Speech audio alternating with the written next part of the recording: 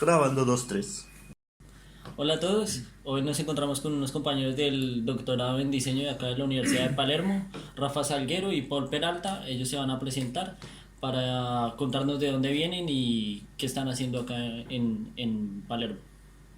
Bien, hola, soy Rafael Salguero, soy de la ciudad de Riobamba, trabajo en la Universidad Nacional de Chimborazo, soy diseñador gráfico y magíster en gestión de marca. Estoy cursando el doctorado en Palermo y mi línea de investigación es en la identidad visual corporativa ligada a los emblemas.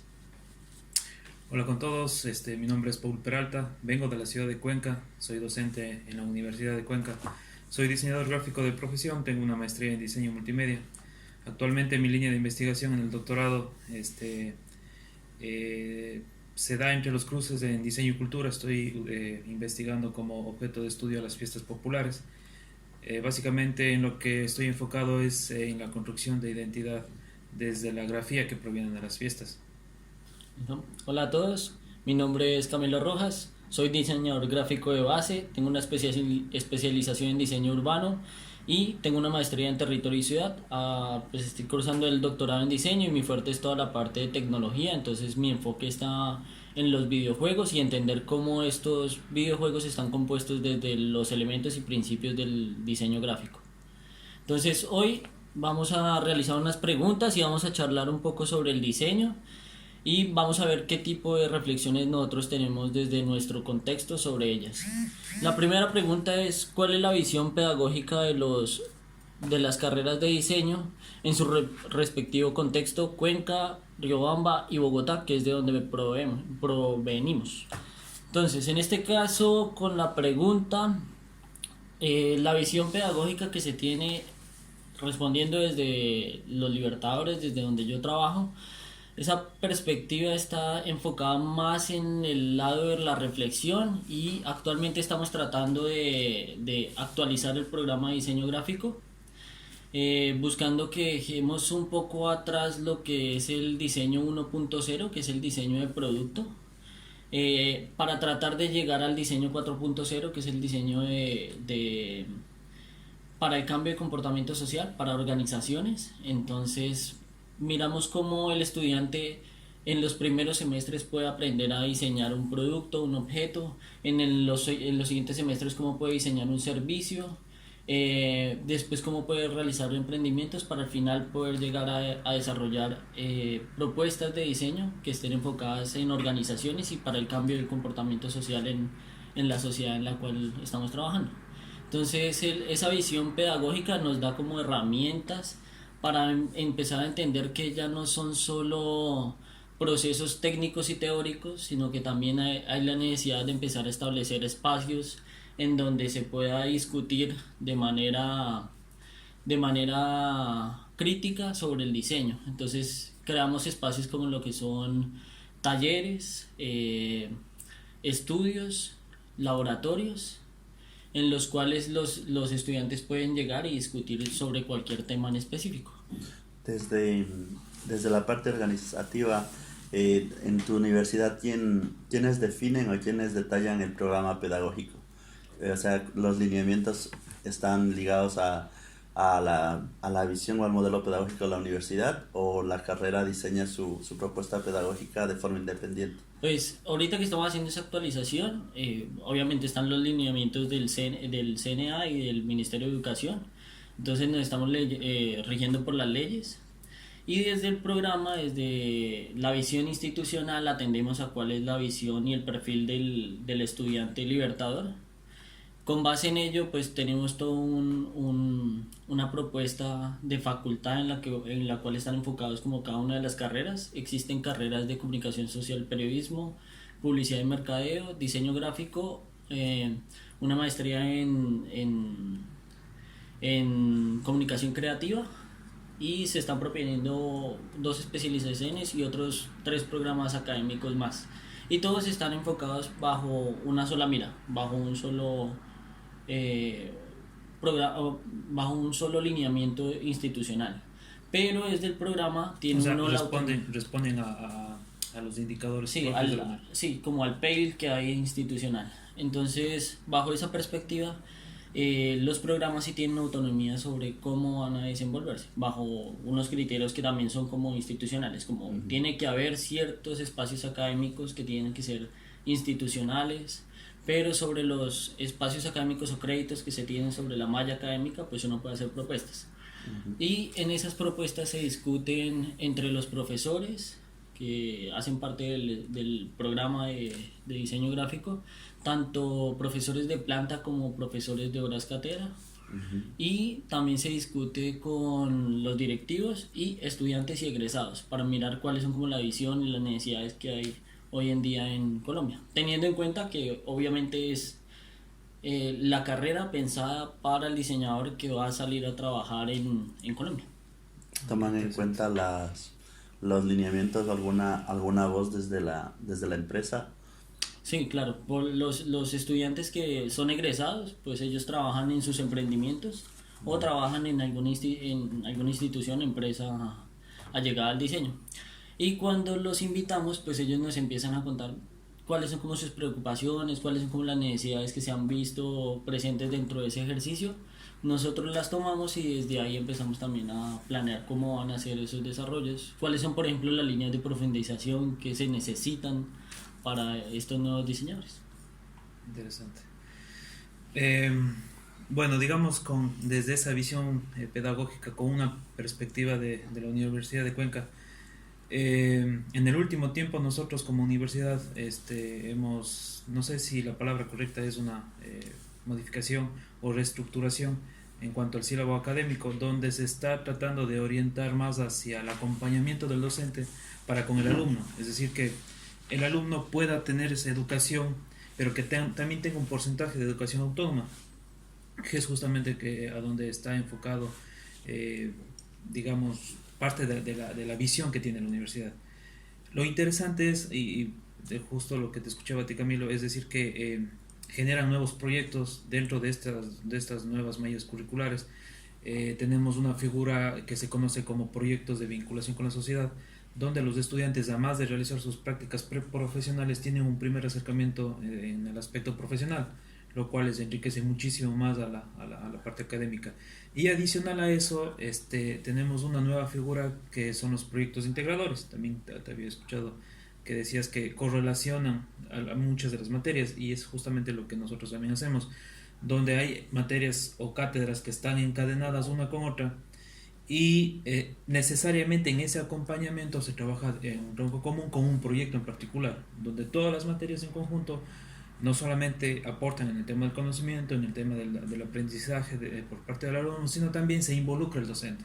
Es decir, es un trabajo colaborativo, estudiantes, docentes, universidad. Es decir, nunca queda suelto el estudiante en este proceso de aprendizaje, nunca queda solo, lo cual, digamos, puedo encontrar ciertas coincidencias con la visión que tienen en la Universidad Fundación de los Libertadores. Por ejemplo, en los proyectos integradores, ¿quién toma como las riendas de esos proyectos integradores? No sé si tu pregunta va enfocada a qué cátedra en particular, porque así se desarrolla. Exacto, porque son muchos espacios académicos que están. Exacto, quien se hace cargo es siempre las materias que están o que tienen un tronco común. Por ejemplo, te doy un ejemplo. En el caso de los primeros semestres, la materia base es diseño, fundamentos del diseño.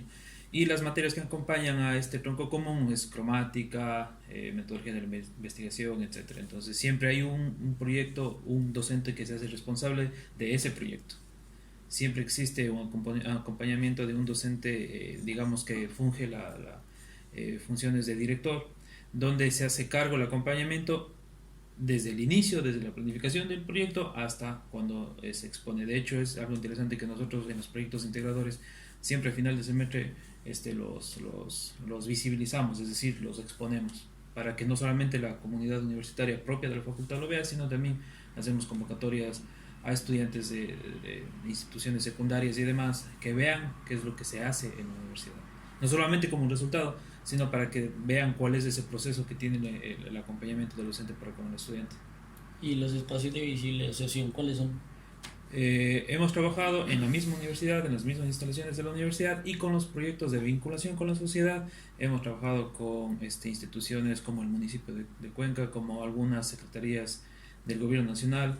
Te puedo dar ejemplos como últimamente trabajamos con el Ministerio de Turismo y trabajamos con el Instituto Nacional de Patrimonio Cultural, donde nos hicimos cargo como carrera de diseño con nuestros estudiantes en acompañar o, digamos, asesorar ciertos proyectos donde el diseño juega un papel importante.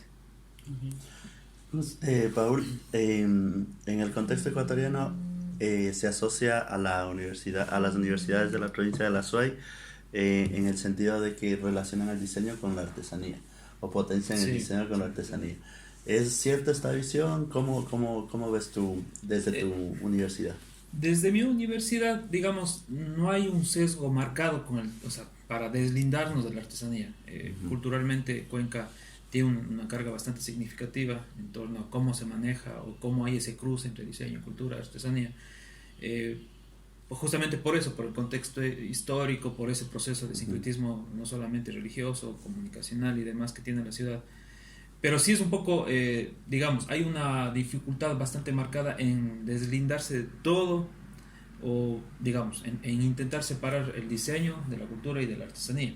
Creo yo y pienso yo que siempre están ligados. Y más en una ciudad que es catalogada tradicionalista. Como facultad, lo que se pretende es que al diseño no se la conciba como una carrera o una expresión artística en particular, sino como una herramienta que coadyuva al tema de la comunicación. Pero nunca se deslinda del tema de la cultura y de la artesanía. La artesanía, de hecho, existen emprendimientos. Te escuché decir que tenían emprendimientos desde los estudiantes. En cambio, nosotros como universidad o como facultad, esos emprendimientos siempre tienden a proyectos culturales. Es como que está arraigada en la cosmovisión del pueblo cuencano, particularmente en mi ciudad, donde los primeros proyectos o los primeros emprendimientos siempre van o tienen un sesgo a revalorizar la cultura, con productos que provienen del artesano, que provienen de la artesanía. Entonces es como que no nos hemos podido deslindar o dejar de lado el tema de la artesanía, que es parte fundamental de la cultura cuencana. Muy bien. Bien, ahora desde el contexto riobambeño, existen dos universidades que forman diseño. ¿Sí? La Escuela Superior Politécnica de Chimborazo, que tiene la carrera de diseño dentro de una facultad de ingeniería electrónica. Desde su visión tienen una mayor visión hacia el desarrollo de herramientas tecnológicas y por ende la corriente del diseño hacia todo lo que es audiovisual. En mi contexto, en la Universidad Nacional de Chimborazo, en cambio, uno de los elementos que han limitado el desarrollo como tal de la carrera es que estamos enmarcados en una facultad de educación y humanidades. Entonces, la facultad tiene 12 carreras, de las cuales 11 son pedagógicas, y la única que no es pedagógica es la carrera de diseño gráfico. Entonces, las autoridades siempre inciden, no voy a decir si positivo o negativamente, pero vamos a decir que limitan un tanto el crecimiento autónomo de la carrera. Por eso te preguntaba si es que las decisiones en tu universidad son bastante autónomas. Ya dentro del modelo pedagógico, la universidad en el año 2014 se evolucionó en su modelo pedagógico yendo hacia lo que la política pública nacional mandaba, aterrizando el modelo que se denomina aproximación epistemológica a la complejidad sistémica. El proceso de complejidad sistémica no es otra cosa que el hecho de salir de una enseñanza parcelizada, es decir, dividida en asignaturas, a tratar de volver a integrar los conocimientos dentro de un eje orientador. Esta política cobija todas las universidades del Ecuador, por tanto, la mayoría de universidades y de igual forma la carrera de diseño trabaja bajo la figura que se denomina cátedras integradoras. Las cátedras integradoras son las materias base de cada uno de los niveles. Entonces el docente que asume la cátedra integradora es el que preside el proyecto integrador de saberes. El proyecto integrador de saberes como premisas tiene precisamente enfocar un problema real en un contexto real que pueda ser resuelto o que pueda aportarse desde la visión del diseño. En la carrera de diseño, en mi facultad, en mi universidad, lleva 14 años y medio formando diseñadores, ha transformado su currículo 3 veces y una de las características que la hacen un tanto única es un poco la visión desde el diseño andino. Es una confrontación porque en la carrera hay dos corrientes de docentes, una corriente que viene desde las artes y una corriente que viene desde la técnica, desde las ingenierías. Esto no ha sido negativo, en un primer punto fue negativo porque están contrarrestadas un poco el proceso pedagógico de enseñanza.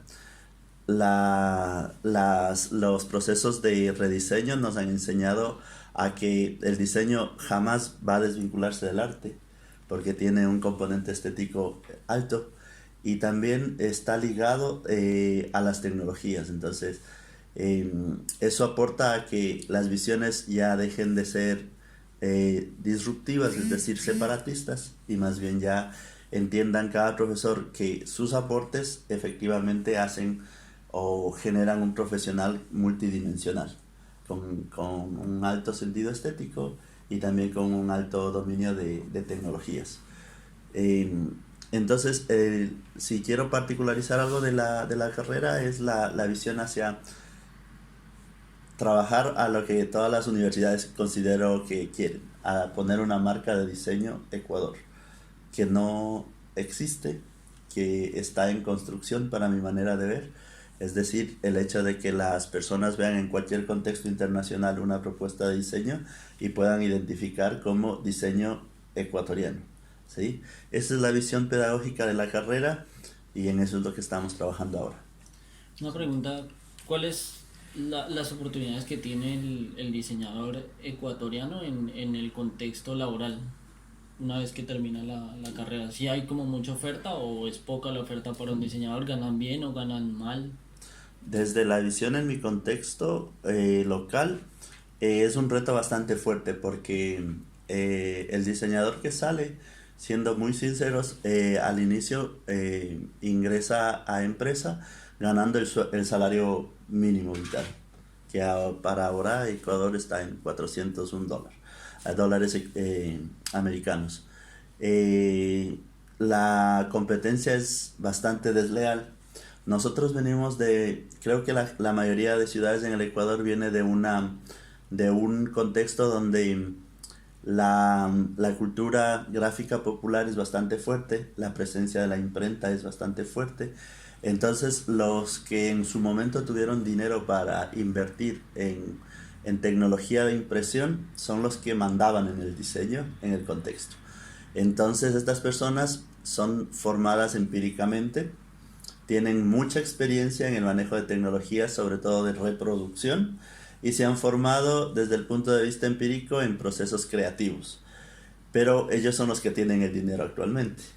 Te hablaba de dos universidades, se diferencian también bastante por las clases sociales a las que atiende cada universidad. La SPOCH tiene, la mayoría de sus estudiantes son de clase media y media alta y alta. La universidad, en cambio, por su propia naturaleza de la facultad, atiende a clase media, media baja. Entonces las oportunidades de inserción en empresa se ven con ciertas diferencias. Pero eso nos hizo pensar a quienes rediseñamos la carrera a potenciar la formación en emprendimientos. Es así que en el último rediseño consideramos 3 asignaturas insertas en el currículo. La primera es emprendimiento, la segunda es administración de empresas creativas y la tercera son 4. La tercera es gestión del diseño y la cuarta, gestión de la calidad. Ese grupo de materias tienen como objetivo preparar al estudiante a que salga a generar pequeños emprendimientos y pueda ir creciendo. Nos ha dado buenos resultados. Desde que se aplicó la propuesta han salido ya dos cortes graduadas y hemos elevado el porcentaje de emprendimientos creativos. ¿sí? Hay personas que han salido con mucha fuerza en procesos de ilustración y se han insertado en el mundo de la ilustración que está fortaleciéndose en el Ecuador. Hay personas que se han desempeñado bien en las áreas del diseño web y generan emprendimientos en cuanto a community manager, a desarrollo de páginas web, etcétera. Y otras personas que se han destacado en procesos editoriales, que han hecho microempresas en el sentido de productos editoriales. Puedo decir que desde esa visión nosotros todavía estamos en una versión clásica del diseño. Me llama mucho la atención esa transformación que decías de diseño 1.0 al 4.0. Me parece de sumo interés para analizarla y vincularla a futuro a nuestra visión también, porque me parece importante. No sé, bueno, en mi caso me pasó algo particular, algo peculiar.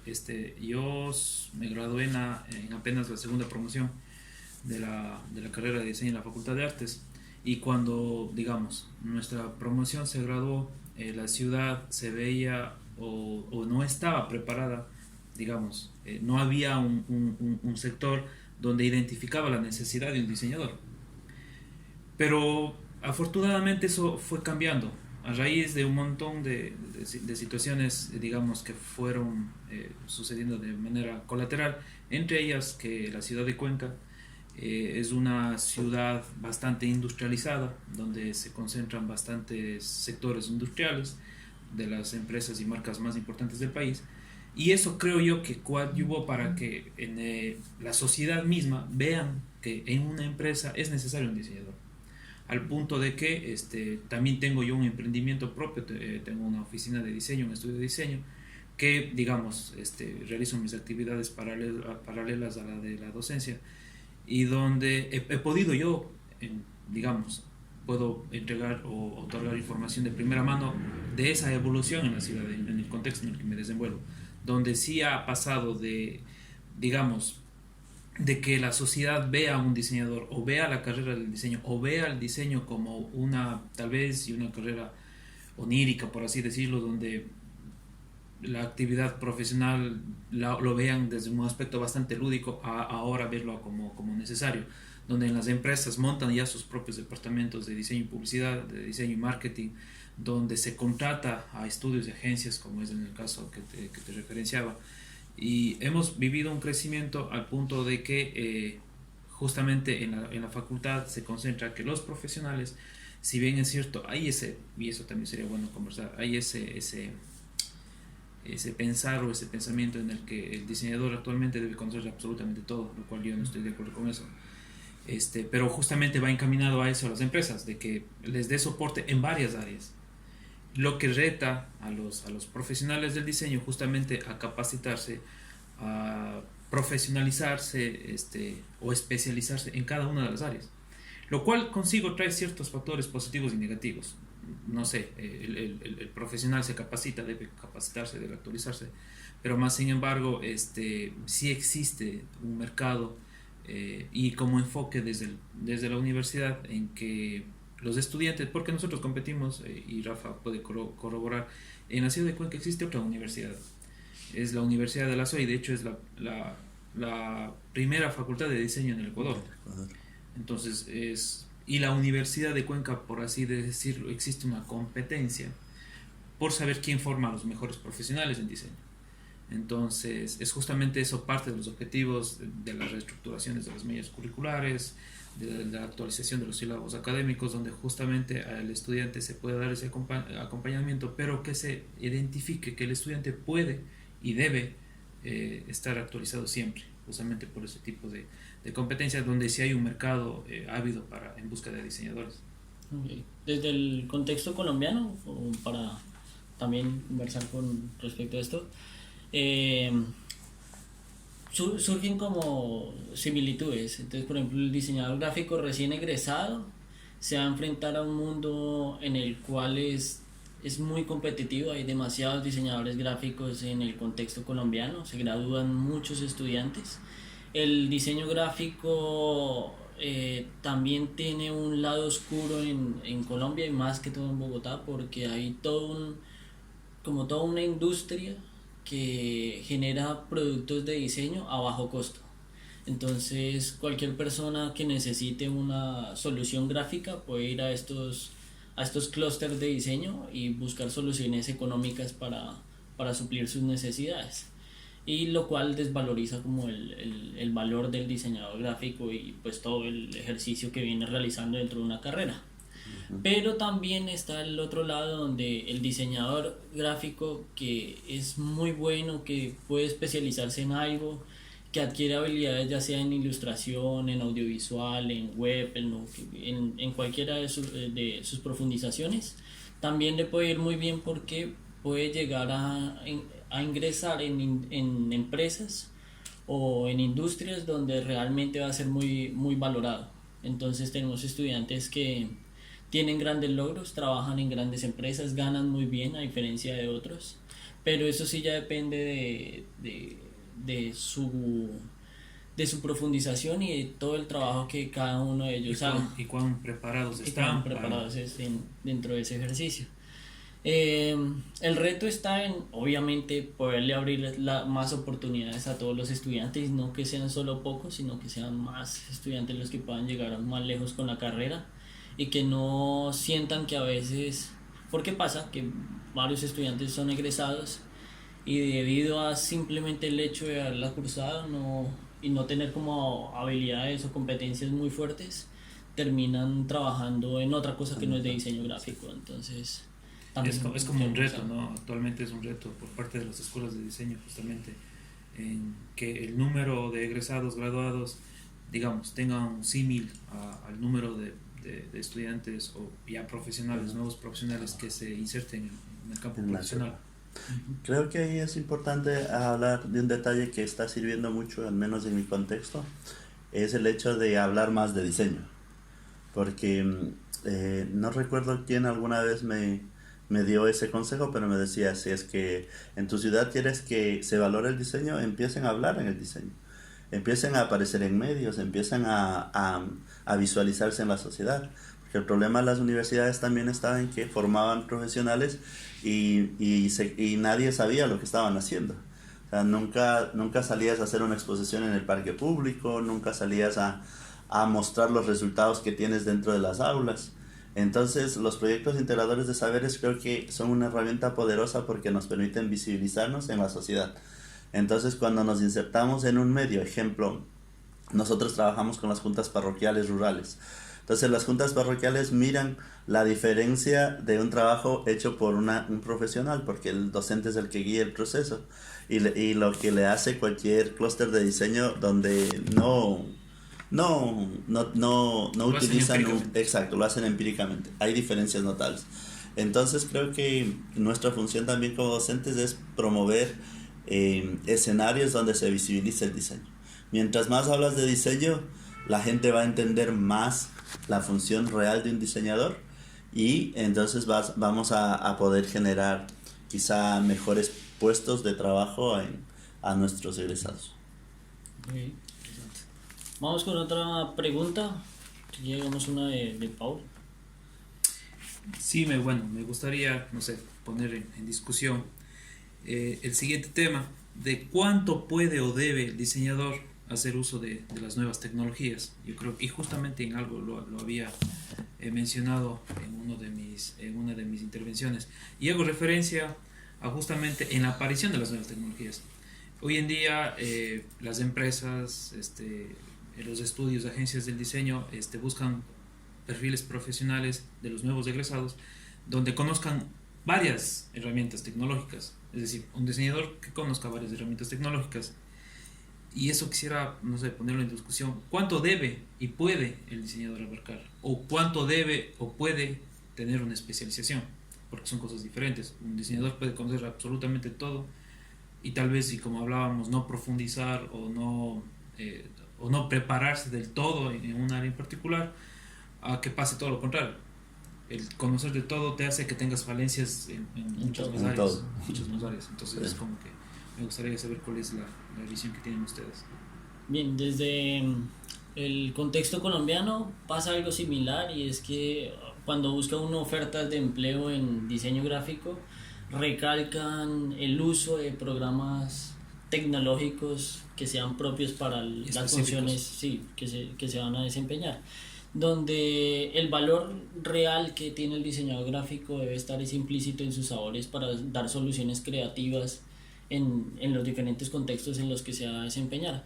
Porque si uno mira la tendencia a nivel global y lo que está sucediendo en grandes empresas, es que no importa la plataforma sobre la cual estén trabajando, ya sea Adobe, Macromedia, The Foundry, porque pues son plataformas similares, con lógicas similares, con programas similares, pero lo que está detrás es cómo el diseñador puede utilizar esas herramientas para dar soluciones creativas.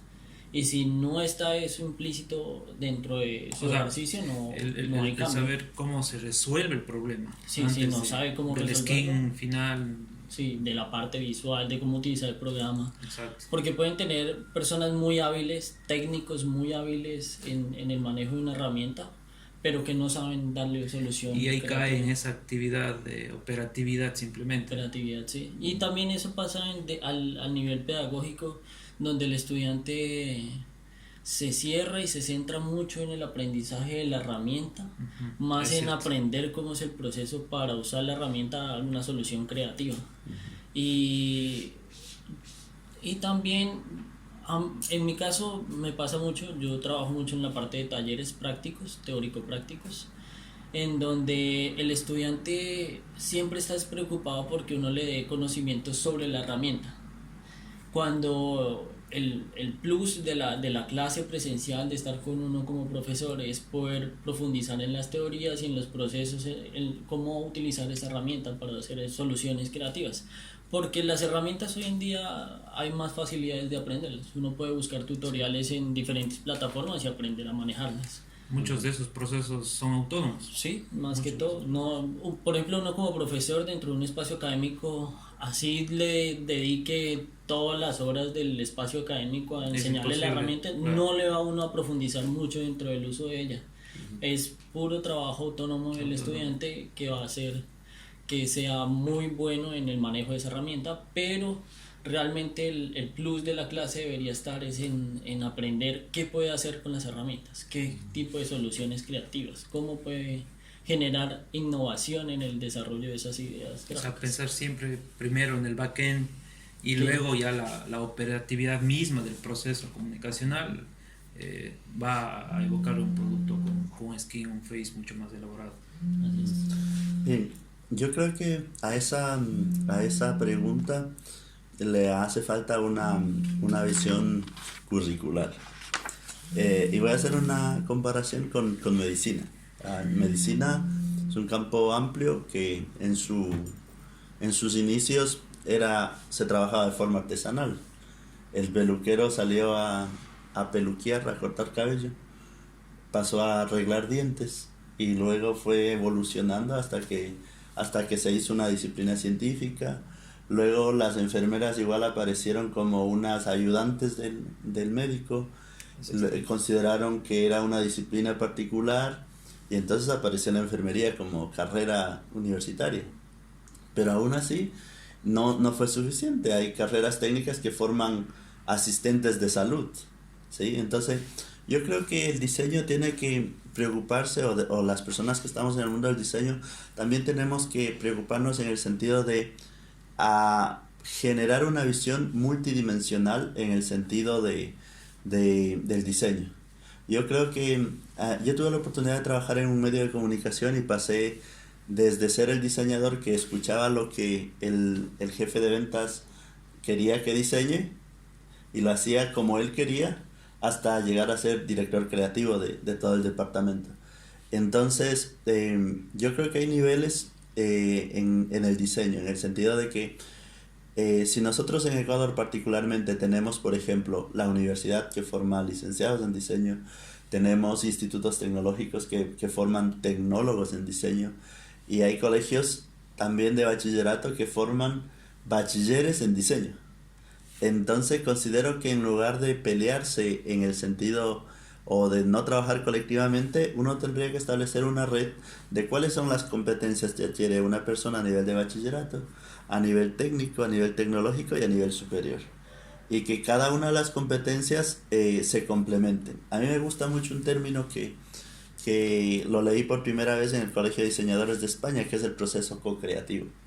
Yo considero que, primero, que un diseñador que maneja multiplataformas, para mí es una persona, primero, o muy iluminada o muy limitada.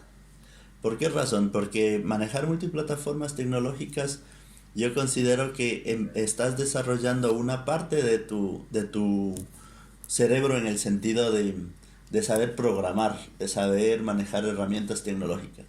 Pero que si eres una persona que tienes muchos dones o eres superdotada, entonces serás muy buena en la parte tecnológica y muy buena en la parte creativa, compositiva. Yo creo, y a mí me da mucho mejores resultados, de ejemplo, cuando trabajo en el aula, conociendo las fortalezas de cada estudiante. Entonces, les pongo un ejemplo. Yo en un taller no dejo que los equipos se formen por afinidad. Yo veo siempre la persona que tiene capacidad creativa y de liderazgo, veo una persona que les complemente, que tenga mucha habilidad en el bocetaje, ¿sí? Mucha habilidad en el bocetaje, y complemento con una persona que sea rápida en los dispositivos tecnológicos para redibujar, para etcétera, etcétera, ¿sí? Entonces yo creo que los procesos co-creativos son interesantes porque juntas la visión de dos o más personas. Yo siempre les digo, una idea más una idea no son dos ideas, son tres ideas. Porque es tu idea particular, mi idea particular y nuestra idea. Exacto. ¿Sí? Entonces, a mí a veces me piden, algunas empresas que me conocen me dicen, bueno, necesito que me mandes un estudiante tal. Yo digo, no, lo que tú me pides no necesitas un estudiante, necesitas un equipo. Es que yo no tengo para pagar un equipo. Entonces yo digo, si tú quieres un estudiante que te maneje esto, vas a seguir manejando el diseño como lo estás haciendo ahora. O sea, tal cual. O sea, el estudiante te va a responder, o sea, el profesional te va a responder, va a hacer lo que tú quieras, pero tú no vas a cambiar la forma de comunicación a una forma mucho más efectiva. Entonces le digo, a ver, te recomiendo tal. Hay personas que hacen comunicación en redes, entonces ellas no te van a cobrar un salario completo. Entonces tú subdivide estas áreas para acá. Hay personas que, a ver, tú necesitas ciertos procesos ilustrativos, perfecto. O sea, contrata profesionales no permanentes para ese elemento de acá. Porque si tú quieres un profesional que sea buen ilustrador, que sea una máquina manejando el paquete de Adobe, y que además sea buen fotógrafo, ¿sí? Y que además sepa editar video, y que además sepa modelar 3D porque quieres hacer un proceso, entonces no. Es muy, pero muy difícil que un profesional desarrolle todas esas habilidades. Lamentablemente, ejemplo, en mi currículo todavía se da, porque mis diseñadores pasan por ilustración digital, imagen digital, diseño web, diseño multimedia, diseño 3D. Sí, se está dando. Y es una de las cosas que, ejemplo, para mí me parecen que están mal. ¿Por qué razón? Porque no podemos ser todólogos. Entonces vuelvo a la analogía medicina. Entonces ahora el médico para las personas de la tercera edad es el geriatra. El médico para los recién nacidos es neonatólogo. Para los niños más grandecitos es el pediatra. Para la mujer embarazada es el ginecólogo. Entonces el diseño tiene que llegar a esa dimensión, ¿sí? A esa dimensión de que entender que es un campo disciplinar. Especificidad. Exacto, es un campo disciplinar muy, pero muy amplio, ¿sí? Que necesita que la gente se especialice y que las personas que emplean entiendan que una solución lo puede dar un tipo de diseñador y otra solución otro tipo de diseñador. Y ahí es cuando nace esta duda, ¿no? De poner una balanza. ¿Qué pesa más? ¿Un diseñador que conoce todo y un especialista? Lamentablemente, en el contexto ecuatoriano en el que nos desenvolvemos los dos, pasa eso de que justamente existen estudiantes que son nuevos profesionales, que se convierten en colegas, que si bien es cierto, digamos, tuvieron un sesgo de aprendizaje en un área en particular, pero cuando emergen y salen al campo profesional, se encuentra con eso, de que las empresas, los estudios, las agencias buscan profesionales que conozcan más de una área. ¿Y qué pasa con ellos? Entonces, chuta, si no eran buenos en fotografía, empiezan a ver la fotografía, Rafa hablaba del tema de video, y eso pasa, realmente eso pasa, que el estudiante, el nuevo profesional, va con ese reto al campo profesional. No, es que tengo que seguirme preparando, porque si no, o no encuentro trabajo, o no me van a contratar, o es difícil, digamos, ejercer mi profesión. Entonces, pienso, hay falta darle la vuelta en el sentido de qué es lo que les estamos realmente enseñando. Para culminar mi punto en yo te comento lo que hago en mis clases. Yo hablo mucho de esto con mis estudiantes, entonces les digo, ustedes tienen que salir de acá con una red profesional armada. O sea, no tienen que verse como competencia, tienen que verse como complementarios. Entonces digo, miren, yo les conozco a los estudiantes de toda la vida, entonces les digo, mira, necesitas proceso de ilustración, tú tienes que estar en perfecto contacto con esta persona. Pero ahí nace, y eso sería también un tema interesante del cual podríamos hablar, porque ¿dónde está el ego del diseñador? Está muy bien el tema de redes, pero me ha pasado, me imagino que a ti, Camilo, les ha pasado que tenemos afinidad, determinada persona, determinado amigo, profesional, colega maneja esta área en particular, yo manejo esta área, perfecto, estamos bien, encaminémonos bien, y resulta que después en el campo profesional, donde solemos decir donde las papas queman, pasa todo lo contrario. Se acabó la afinidad, se acabó el trabajo en equipo, ese trabajo co-creativo, y también ahí necesita entonces esas personas una formación en el sentido de cómo correlacionarse con diseñadores, porque ahí sí pasamos a hablar del ego del diseñador. No, es que se debe hacer como yo creo que se debería, y esa es la otra postura de la otra persona. Es una postura que viene más allá por los valores. Yo he colaborado en interesantes y proyectos fuertes en la ciudad. Y usualmente mi nombre en lo único que aparece es en la última página donde dice créditos y al final.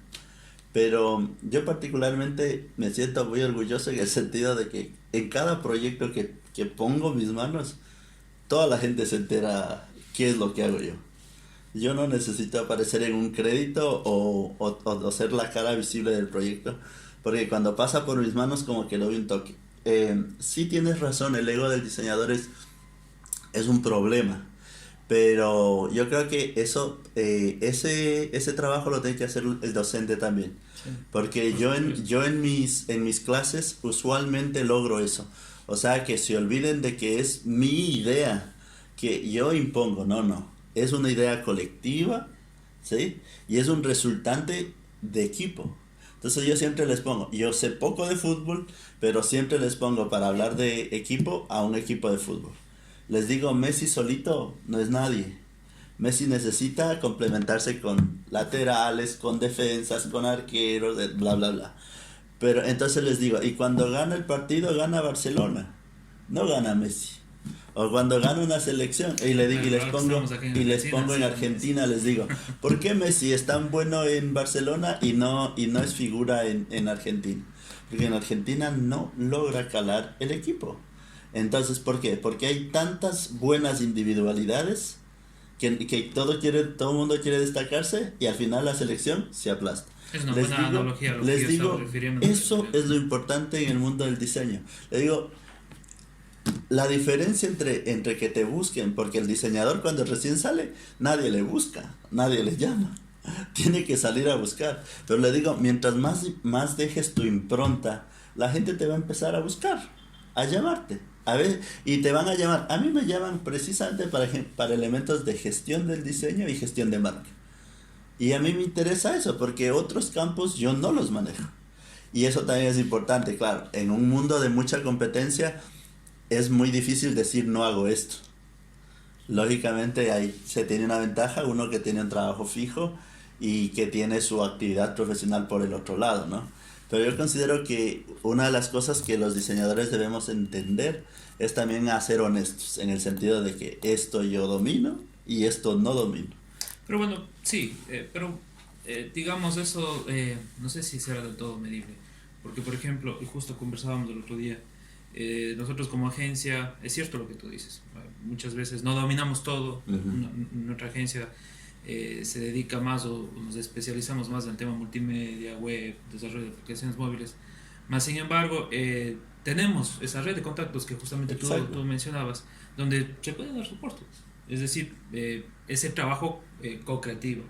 Ahí está colaborativo, porque ahí está el rol real de una agencia. Ustedes tienen en las universidades, por ejemplo, digamos en los Libertadores, como estamos en una facultad de Ciencias de la Comunicación, están comunicadores sociales y publicistas. Uh-huh. Y tenemos espacios académicos que son transversales, donde los ven los 3 programas al mismo tiempo.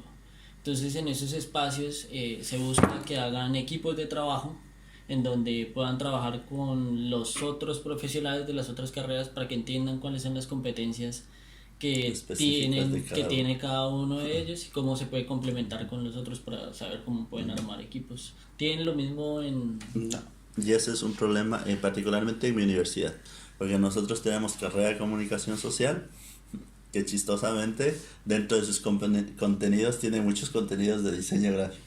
A un comunicador le enseñan a diagramar revistas. Entonces, sí. A un comunicador le enseñan a retocar imágenes.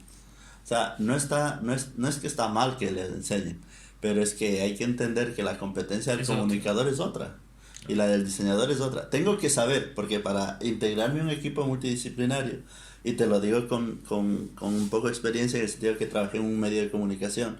Entonces, el diseñador tiene que entender procesos de comunicación social, procesos de marketing, procesos de comercialización, de publicidad, para poder entender que no es simplemente el proceso creativo que yo pongo soluciona. No.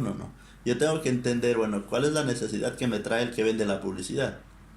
¿Qué es lo que necesita? O sea, no es mi mundo creativo solito, no. El diseñador, ese es un problema también que los chicos tienen que vencer a dejar de pensar que el mundo profesional se trabaja solo y que mi creatividad es la que me va a hacer famoso, no. Desde mi experiencia, te va a dar más trabajo la capacidad de integrar equipos para dar soluciones complejas. ¿Entiendes? Para mí, el hecho de que me abrieron a mí las puertas como diseñador fue la capacidad de adaptación, de entender el trabajo en equipo y de absorber de cada equipo las cosas que ellos deben responder y cómo yo respondo desde el diseño, tomando en consideración todas las necesidades de los otros. Entonces ahí se cae el ego que a veces tenemos, ¿no? O sea, no, yo no hago como yo creo, yo respondo a una necesidad. Sí, interesante. Listo. Otra de las preguntas que tenemos acá y que me interesa conocer, sí, esta es mía, es: a la luz de las tendencias de la virtualización de los programas académicos, ¿creen que el diseño gráfico puede ser virtualizado? ¿O cuáles serían esos beneficios y cuáles serían esas dificultades que existirían en la virtualización de una carrera como diseño gráfico? O sea, una respuesta bastante concreta a esa pregunta tan complicada sería que el estudiante del diseño siempre va a necesitar acompañamiento. Yo creo que el acompañar el aprendizaje del estudiante es sumamente necesario, sumamente importante. El conocimiento, el bagaje de experiencia que tiene ya el profesional que se convierte después en docente no te da un computador, no te da la herramienta tecnológica. Si bien es cierto, existe un ciclo repetitivo del aprendizaje donde pues puedes ver el video 1 y el video 100 y puedes verte de nuevo todos.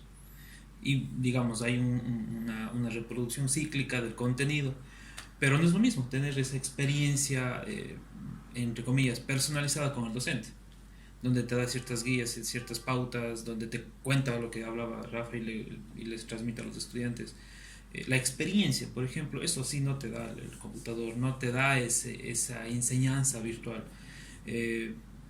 Por ejemplo, en un caso bastante particular, resolviendo un problema en particular, simplemente para poner un ejemplo, el diseño editorial.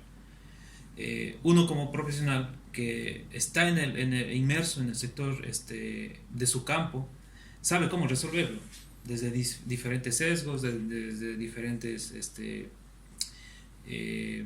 ramas, lo que no te da el computador, lo que no te da esa información que es repetida constantemente. Creo que siempre es necesario el acompañamiento del docente. Bien, cuando hablamos de virtualización yo creo que tenemos que ver desde algunas ópticas. La primera, el desarrollo de estas plataformas comunicacionales virtuales.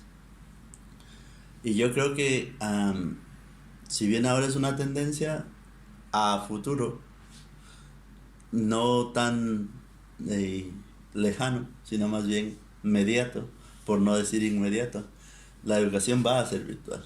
Yo creo que los espacios académicos van a desaparecer o sea, van a ir, yo creo que no. Yo van a sí ir difiero eso. generando. Ahora te digo por qué. Primero porque nosotros venimos de una generación, o sea, se supone somos millennials, se supone que estamos en la etapa de transición porque nosotros no conocíamos la tecnología, nos insertamos en la tecnología y nos adaptamos.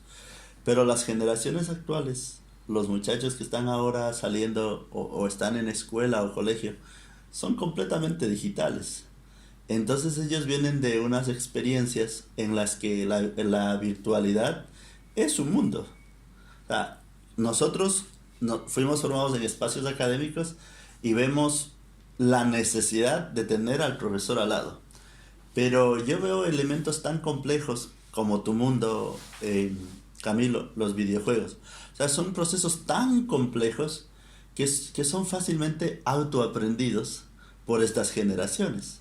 O sea, no necesitan de alguien que les dé explicaciones previas. Es todo, estos mundos virtuales son como tan La simulación de conocimiento es operativos mucho más en el sentido innata. de que un muchacho sin instrucciones dentro de un espacio formal como un aula lo logra hacer. Ahora, desde mi visión pedagógica, porque me gusta mucho la parte pedagógica, entonces nosotros como profesores tenemos que tener en cuenta algo, que nosotros guiamos el proceso de aprendizaje. O sea, ya pasamos de una tendencia en la que el profesor enseña y el estudiante aprende. No, el profesor genera situaciones de aprendizaje y el estudiante y el profesor aprende. Entonces, cuando yo te estoy diciendo que como profesores nosotros generamos situaciones de aprendizaje, creo que nuestra forma, en la generación en la que nacimos, nos hace impensable que los espacios virtuales van a poder reemplazar por completo a los espacios físicos. Yo tuve la suerte de ser tutor secundario en una tesis de creación de objetos de aprendizaje. Entonces, adentrarse al mundo virtual, yo he visto cómo los objetos de aprendizaje son tan increíbles, o sea, desde una presentación básica en PowerPoint o un PDF, como su mínima expresión, hacia clases totalmente complejas, ¿sí? Y hacia plataformas tan complejas, ejemplo, en nuestro contexto, el Moodle o Moodle, como se llame. O sea, te permite generar experiencias de aprendizaje totalmente diferentes a lo que sucede en el aula. Si me preguntas por preferencia, yo adoro el aula, yo adoro el taller, yo adoro el espacio físico, me gusta mucho conectarme visualmente con las personas a las que enseño, sí, me gusta. Yo particularmente te digo, yo no estoy preparado para ser un profesor virtual, no lo estoy. Pero también he visto la calidad de recursos. Tengo una hermana que ahora tiene 42 años y está terminando su carrera. Y estudia en la Universidad Católica Santiago de Guayaquil. O sea, la calidad de recursos que prepara el docente, la calidad de herramientas digitales, ¿sí? Y entonces yo le he acompañado a mi hermana en todo su proceso. Pero ahí estás refiriendo de que siempre hay una figura de docente atrás. Sí, ahora te explico esto. Entonces te digo, entonces yo veo cómo efectivamente los espacios virtuales, ¿sí?, logran generar. Ahora, ¿por qué son importantes los espacios virtuales? Porque a la velocidad que vamos, el mundo, primero, va a ser muy necesario el trabajar y el estudiar. Y cuando tú tienes esa dupla trabajo-estudio, tú no tienes tiempo de ir a un espacio físico. Tú tienes quizá tiempo de ir un fin de semana o tienes tiempo tiempo de meterte a tu espacio virtual. Entonces, primero, la educación virtual yo considero como una fortaleza en el sentido de que da oportunidades a quien en su momento no pudo hacerlo. Y eso me encanta, de la educación virtual, eso me gusta. Ahora, yo creo que la educación virtual es efectiva cuando el estudiante, ¿sí?, entiende que un espacio virtual educativo es tan importante como un espacio físico. Porque en un espacio virtual tú puedes conversar con tu profesor. Si es que eres realmente aplicado, tú participas de los chats, participas de las videoconferencias como esta, que es nuestra primera experiencia en este mundo. Entonces yo creo que es enriquecedor. Entonces, para concluir, si la pregunta es si yo estoy preparado para virtualizar la carrera, yo no lo estoy. No lo estoy. Estoy preparado para generar ciertos contenidos curriculares, para guiar ese proceso. Pero considero que yo no seré profesor virtual, pero que sí puedo ser un sostén para las generaciones que vienen. Esa es mi visión. Digamos, un argumento adicional a mi respuesta que había dado. Uh-huh. Por eso digo, difiere un poco. Yo creo que siempre va a ser necesario el acompañamiento de la figura del docente en estos, si existiera o no esta virtualización de la carrera de diseño. Y lo digo desde la experiencia. Tengo la oportunidad también de dirigir un instituto de capacitación donde nosotros estamos incorporando este nuevo modelo de educación online. Uh-huh. Y es complicado. O sea, yo lo hablo desde el creador de contenido, porque quien lo está recibiendo siempre hay algo, o sea, desde el aspecto técnico o desde el aspecto tal vez y de contenido puede ser, pero siempre necesita asesoría. ¿Y qué es lo que pasa? Este estudiante termina dirigiéndose a la oficina, a la institución, por A o B razón. Entonces yo digo como que ese feedback constante es importantísimo. Tal vez si suceda, de aquí no sé qué tiempo tal vez suceda donde las clases sean completamente virtuales, pero, y me remito a lo que decía Rafa, siempre va a haber una figura de docente. Sí. Siempre va a haber una figura de docente. Desde mi experiencia en los Libertadores y en lo que llevo de virtualización de espacios, trabajando en webinars y trabajando en clases virtuales, me he dado cuenta que el mundo de la virtualización necesita tanto la enseñanza y el aprendizaje del docente, porque sí, uno como docente es preparado para dictar las clases presenciales, y cuando migra a los espacios virtuales es un choque terrible. Sí. porque no se responden estos espacios como uno quisiera, y no adquiere como los resultados que uno también quisiera obtener.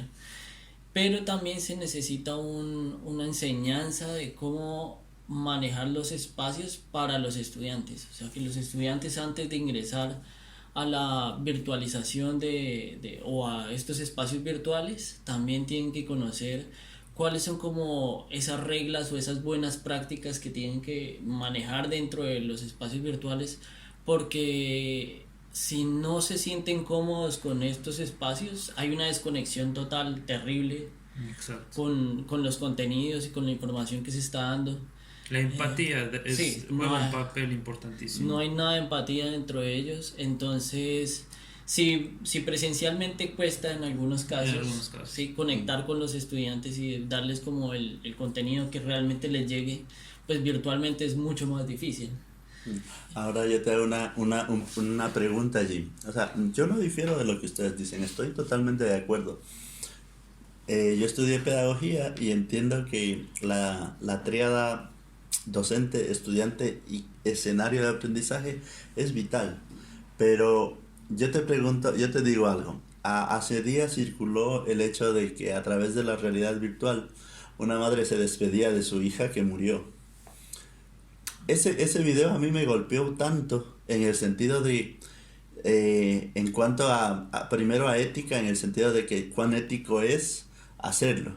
Pero lo que tú dices, efectivamente, una de las cosas que logra el profesor dentro del aula y que es difícil lograr en un espacio virtual es de estos procesos de empatía.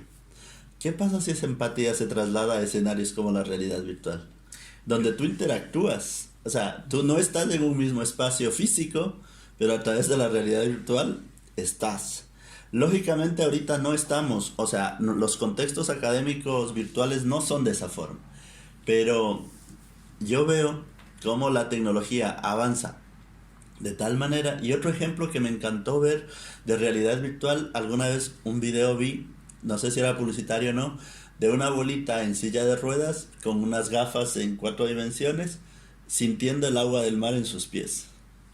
Entonces, la realidad, yo a veces no logro llegar a captar toda la intensidad esa de los escenarios virtuales, pero las sensaciones son tan similares a las reales de estar estar en el lugar, que entonces cuando yo miro eso, digo, alguna vez un profesor va a estar virtualmente compartiendo un mismo espacio y logrando lo que logra en un espacio físico. Sí, pero bueno, yo creo que eso es ya otra dimensión. Algo que aborda mucho lo que estás diciendo es en esta novela, incluso ya tiene su película, que es Ready Player One, no sé si han tenido la oportunidad de verlo, toma el tema de la virtualización de realidades.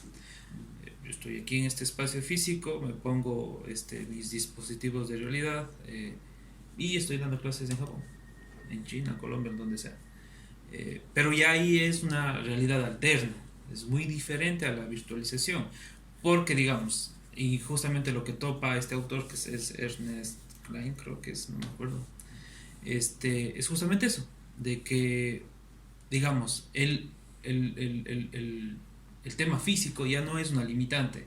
En eso yo sí estoy de acuerdo, o sea, en eso yo comparto, vengo también de una formación donde la tecnología juega un papel importantísimo, pero a lo que yo siempre me refiero es que esa figura de acompañamiento, lo que mencionaba Camilo, es que inclusive en los entornos físicos de la metodología actual, los procesos de aprendizaje de cada estudiante son completamente diferentes.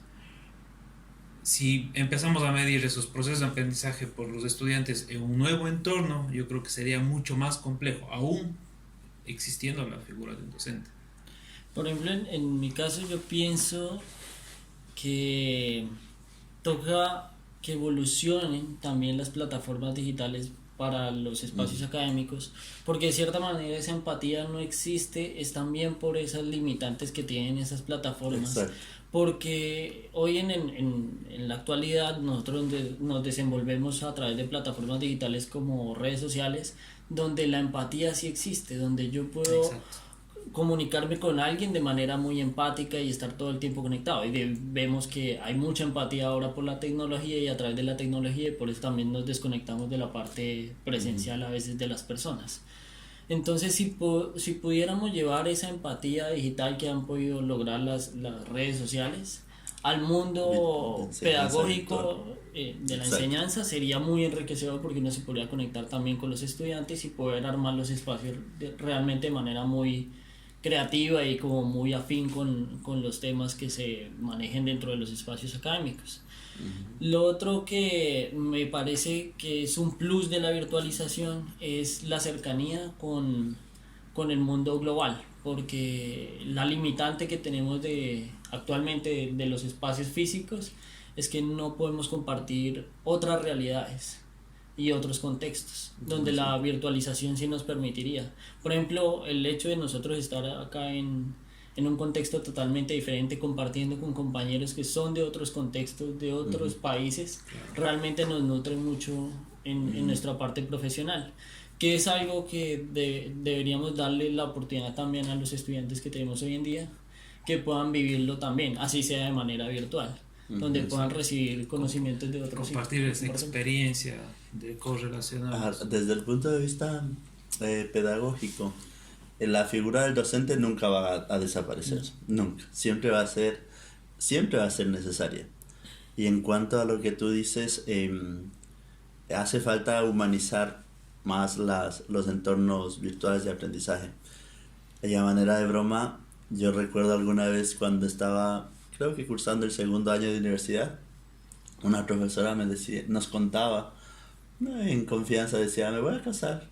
Y todo el mundo, ay, ¿cómo conociste a tu pareja? Ah, lo conocí en redes sociales. A nosotros nos pareció ilógico, loco.